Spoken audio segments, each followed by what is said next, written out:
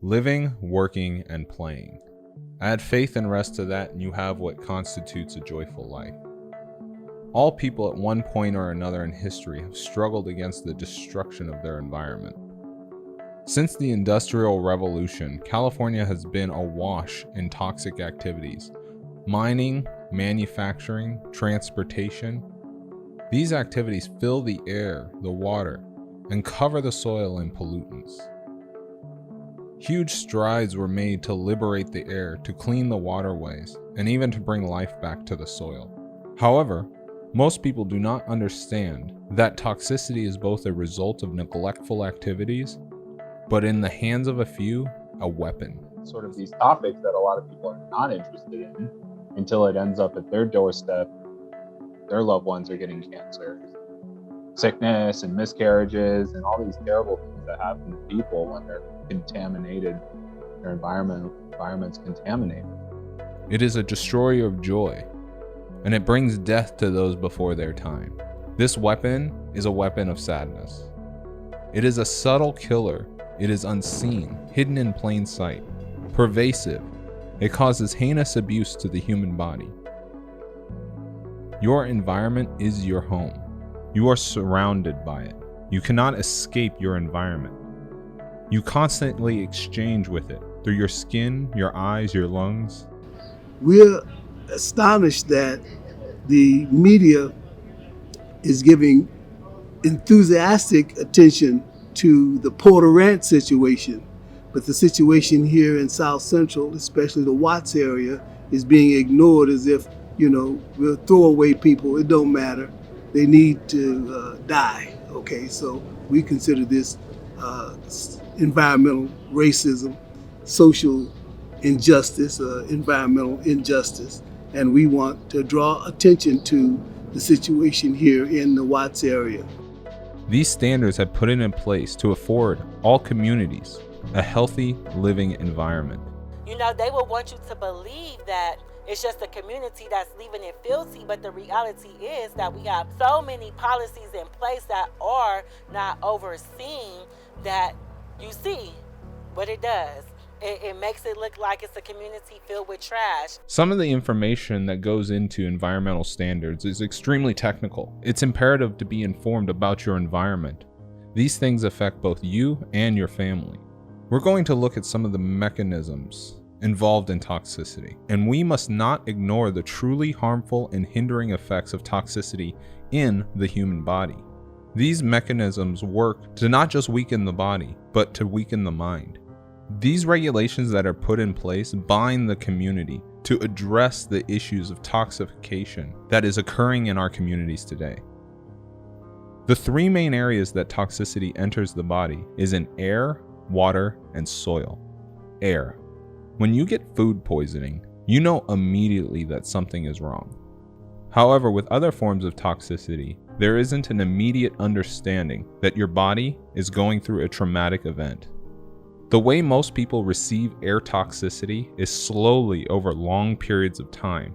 This is known as a chronic toxicity. Human lungs are made of fragile membranes, especially in children. These membranes directly connect to the bloodstream. When toxins enter into the lungs through the mouth, the nose, the eye ducts, the body has the process to impede the progress of the poisons. These processes can be seen in running or bleeding noses, coughing, choking, inflamed breathing, watering eyes. These are just a few symptoms of air poisoning. When you see a rise in air pollution, you see a dramatic rise in these bodily reactions.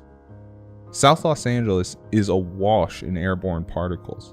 These are a few mechanisms of how particulates enter into the air: the burning of groundwater, the removal of groundwater contamination, power generation stations, oil extraction, diesel or automotive exhaust, air traffic right-of-ways are just a few of the mechanisms of how airborne particulates are generated. Water. Many agencies are caught in a pollution feedback loop. Understanding particulates in our water, California is known for oil extraction. Oil extraction is just one way that particulates can enter into the water. Many understand that people are made up primarily of water. Some folks can consume up to 1 gallon of water every day. We understand that water districts do their best to keep the quality of water pumped into the pipes at a certain level. However, in low-income communities, there runs a number of risks that can add to contaminated water sources. They've been taken advantage of for many years by having non-potable water, paying for it, and having a water district that just didn't listen to them. They couldn't get any relief. They had brown, smelly water coming out of their faucets. The kids couldn't drink it. When I was there, I saw dogs turn away from it. Water is precious. Without water, there's no life. And many in South Los Angeles are clear about their situation. They have developed sickness because of a lack of regulatory responsiveness. And this is unacceptable. The community of Watts has not been listened to. Soil. Out of the 3 methods examined so far, soil toxicity is the most subtle.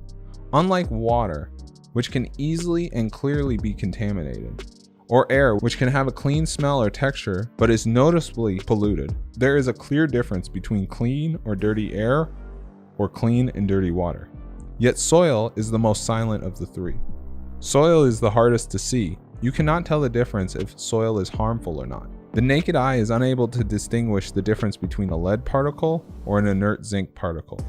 Dirt just looks like dirt. Toxic dirt can cause extreme suffering. Lead contamination due to neglectful oversight of Exide here in Los Angeles, and it took the regulators years to fix a problem that they were well aware of. This negligence, this lack of oversight, is unacceptable. Millions of residents in the Gulf of the United States will suffer generationally the effect. Drilling fluid from a surface ship. That a city is contaminated, and so many people lived in a city, and they pushed everybody out, and nobody has did anything about it, and nobody knows about it. You know, people are just thinking, oh, well, they moved them out and they just shut it down. It didn't happen like that. Loose soil is one of the ways that harmful particulates enter the body. These particulates affect a person's ability to fight off health ailments. When people live in toxic conditions, their actions are reflective of those poisoned. One good example of where the governmental institutions overlooked the poisoning of a community can be found in Ujima Village. Padlocked fences and dire warning signs at the abandoned Ujima Village apartment complex signal a possible toxic danger under the ground. So if you're really a critical thinker, you would think about it. The community wanted a safe place to live, the whole 9. So where they put us at? They put us here. But they didn't remediate the soil. So all this time you had these things going on. You had health effects and nobody was paying attention. 2 or 3 people back to back, older, died back there. And something not right over here. Something's not right. And that's what I kept telling myself. Both the county and the city worked to both remove them from their housing and to cover up their voice. The question at Ujima Village is, how bad does the problem have to become? When women miscarry children, when there are people who are developing melanoma and cancers of all different forms. And not just that, when people begin to lose their lives. Dozens of people have died from the toxicity they have received from living in Ujima Village.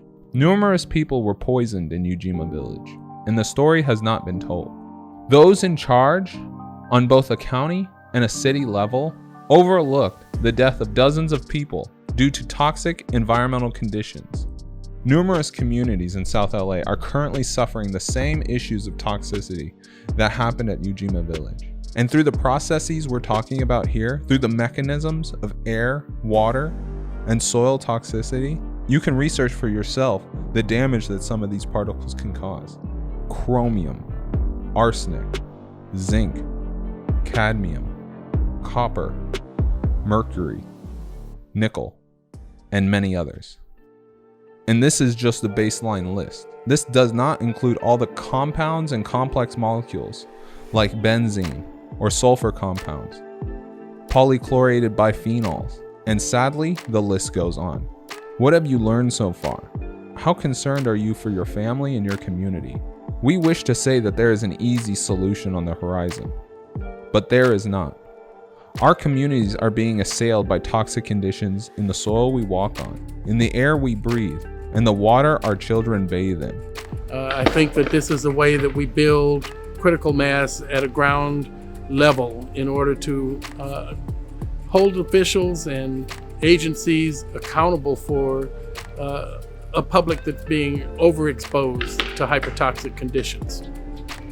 It is heinous to think that working adults with families must be experts in millions of pages of research to understand all the regulatory processes. This is why we have officials in charge. This is why these jobs exist, so that they can look after the well-being of the people. Do we want to continue a poisoned future for the next generation? Millions suffer the reality of toxicity every day. We must demand policy change, policy oversight, and regulation of policy and policy enforcement. This is what's going to allow our communities to be clean for the future generation. We ask that you stand with us and learn what you and yours can do to be involved in the change to come. Demand equal oversight of the same policy that is used on the West Side here in South Los Angeles.